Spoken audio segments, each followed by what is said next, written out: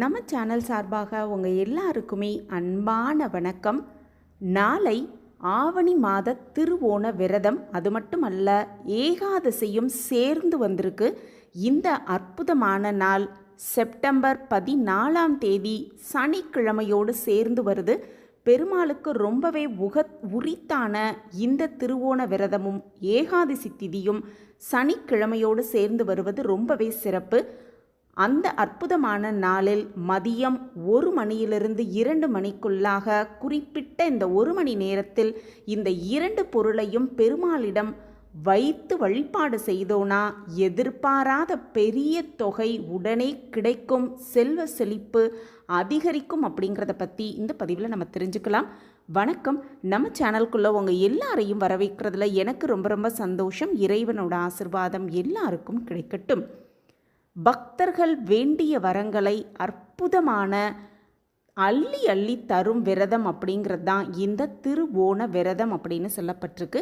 இந்த நாளில் தான் வாமனமூர்த்தி, உலகளந்த பெருமாள், பள்ளி கொண்ட பெருமாள் அப்படின்னு பெருமாளின் எந்த திருக்கோலத்தை வேண்டுமானாலும் வழிபாடு செய்யலாம் அப்படின்னு சொல்லப்பட்டிருக்கு. இந்த தான தர்மங்கள் செய்து அதற்குரிய பலன்களை பெருமானுக்கு அர்ப்பணித்து சிறப்பான புண்ணிய பலன்களை பெற்றுத்தரும் அற்புதமான நாள்தான் இந்த திருவோண விரதமும் ஏகாதசி திதியும் சனிக்கிழமையும் சேர்ந்து வரும் இந்த அற்புதமான நாள். திதிகளில் ஏகாதசியும் நட்சத்திரங்களில் திருவோணமும் பெருமாளுக்கு ரொம்பவே உரிய விரத நாட்கள் அப்படின்னு குறிப்பிடப்பட்டிருக்கு. 27 நட்சத்திரங்களில் சிவபெருமானுக்குரிய திருவாதிரை நட்சத்திரமும் பெருமாளுக்குரிய திருவோண நட்சத்திரம் மட்டும்தான் திரு அப்படின்னு சிறப்பித்து சொல்லப்பட்டிருக்கு அப்படின்னு சொல்லப்பட்டிருக்கு. ஏகாதசி விரதம் இருந்தோன்னா என்ன பலன் கிடைக்கும் அப்படின்னு எல்லாருக்குமே தெரியும். ஆனால் திருவோண நட்சத்திரம் எதற்காக கொண்டாடப்படுது அப்படின்னு நிறைய பேருக்கு தெரியாது. இந்த திருவோணம் அப்படிங்கிற நட்சத்திரம் எதற்காக பெருமாளுக்கு ரொம்பவே சிறப்பு வாய்ந்தது அப்படின்னு தெரிஞ்சுக்கிட்டு இந்த நேரத்தில் பெருமாளுக்கு எந்த பொருளை வைத்து வழிபாடு செய்வது அப்படிங்கிறத தொடர்ந்து பார்க்கலாம். பதிவை முழுமையாக பாருங்கள். முழுமையாக பார்த்தாதான் எந்த ஒரு இடத்துலையுமே நீங்கள் அந்த தகவல்களை மிஸ் பண்ணாமல் தெரிஞ்சுக்கிட்டு வாழ்வில் மாற்றங்களை உண்டு பண்ணுவதற்கான வழியை புரிந்து கொள்ளலாம். பெருமாளோட தச அவதாரங்களில் 5வது அவதாரமாக வருவது தான் இந்த வாமன அவதாரம். இந்த வாமன அவதாரத்தை போற்றுவது தான் திருவோண விரதம் அப்படிங்கிறது சொல்லப்பட்டிருக்கு. பெருமாள் வாமன அவதாரம் எடுத்தது என்னைக்குன்னு பார்த்தோன்னா ஆவணி மாத திருவோண நாளில் தான். அதனால தான் அந்த நாளை சிறப்பிக்கும் வகையில் கேரளாவில் ஓணம் பண்டிகை ரொம்பவே சிறப்பாக கொண்டாடப்படுது. திருவோணம் அப்படிங்கிறது கேரள மக்களுக்கான பண்டிகை நாள் அப்படின்னு நிறைய பேர் நினச்சிக்கிட்டு இருக்கோம். ஆனால் தமிழகத்தில் உள்ள திவ்ய தேச கோவில்களில் ஒன்றான ஒப்பிலியப்பன் கோவிலில் இந்த மாதந்தோறும் வரும் திருவோண நட்சத்திரத்தன்று சிறப்பு பூஜைகளும் வழிபாடுகளும் நடத்தப்படுவது வழக்கமான ஒரு செயலாக பார்த்துக்கிட்டு இருக்காங்க.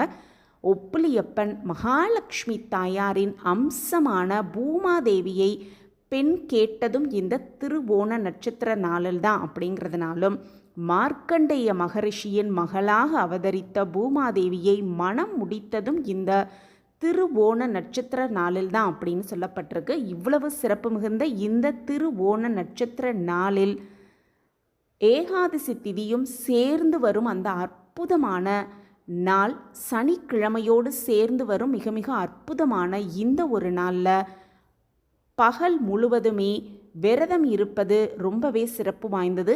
மதிய நேரம் ஒரு பொழுது பழங்களோ அல்லது உப்பு இல்லாத உணவை எடுத்துக்கொள்வது ரொம்பவே ஒரு சிறந்த ஒரு விரதமாகவே பார்க்கப்படுது.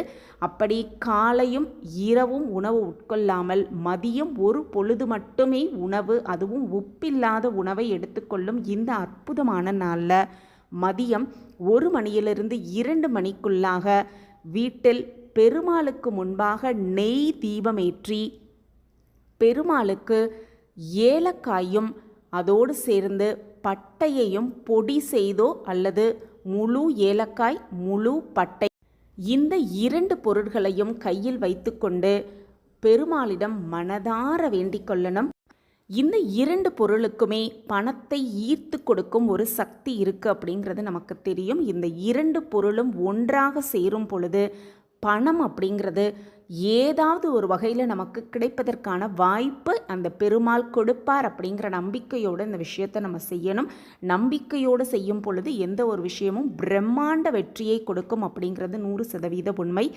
இந்த 2 பொருளையும் ஒரு பவுலில் ஏலக்காய்களையும் பட்டையையும் ஒரு பவுலில் பெருமாளுக்கு முன்பாக வைத்து நம்ம என்ன சாப்பாடு செஞ்சுருக்கோமோ பழங்களோ அல்லது உப்பில்லாத உணவை எடுத்துக்கொள்ளும் அந்த பட்சத்தில் அந்த உப்பில்லாத உணவையும் பழங்களையும் இறைவனுக்கு நைவேத்தியமாக வைத்துவிட்டு தீப தூப ஆராதனை காட்டிவிட்டு அந்த ஒரு உணவை நம்ம எடுத்துக்கொள்ளலாம். இப்படி செய்வதன் மூலம், அதுவும் குறிப்பாக மதியம் 1 மணியிலிருந்து 2 மணிக்கு இந்த ஒரு விஷயத்தை செய்வதன் மூலம் எதிர்பாராத ஒரு தொகை நம்மை சேரும் அப்படிங்கிறது நிதர்சனமாக கண்டறிந்த உண்மை. செய்து பார்த்து பலன் பெற்றவர்கள் ஏராளமாக பேர் இருக்கிறாங்க. அதில் நானும் ஒருத்தி. இந்த ஒரு 2 பொருளை மதியம் 1 மணியிலிருந்து 2 மணிக்குள்ளாக பெருமாளின் பாதத்தில் வைத்து நம்ம வழிபாடு செய்வது அப்படிங்கிறது பல அதிர்ஷ்டங்களையும் அஷ்ட ஐஸ்வர்யங்களையும் நமக்கு கொண்டு வரும் ஒரு அற்புதமான நிகழ்வாகவே பார்க்கப்படுது. ஒவ்வொரு திருவோண நாள் அன்னைக்கு ஒப்பிலியப்பன் கோவிலில் மனக்குறைகள் தீர்வதற்கு, குறிப்பாக குழந்தை வரம் பெறுவதற்காக காத்திருப்பவங்க இங்கு தரும் துளசியை பெறுவதற்காக காத்திருந்து அந்த துளசியை வாங்கி குழந்தை வரம் பெற்றவர்கள் ஏராளம் பேர் இருக்கிறாங்க. திருவோணத்தன்று ஒப்பிலியப்பனின் ஸ்வரூபமாக வரும் கோவில் அர்ச்சகரிடம் இருந்து துளசி பெறுபவர்களுக்கு நிச்சயமாக குழந்தை வரம் கிடைக்கும் அப்படிங்கிறது 100% கண்டறிந்த உண்மை. வாமன அவதாரம் என்பது குழந்தை வடிவமாக திருவிக்கிரமனாக வளர்ந்த கோலம் அப்படிங்கிறதுனால திருவோண நட்சத்திரத்தன்னைக்கு வாமனரை வழிபாடுபவர்களுக்கு வாழ்வில் படிப்படியாக வளர்ச்சி ஏற்பட்டு உயர்ந்த நிலை, பிரம்மாண்ட நிலை கிடைக்கும் அப்படிங்கிறது 100% உண்மை.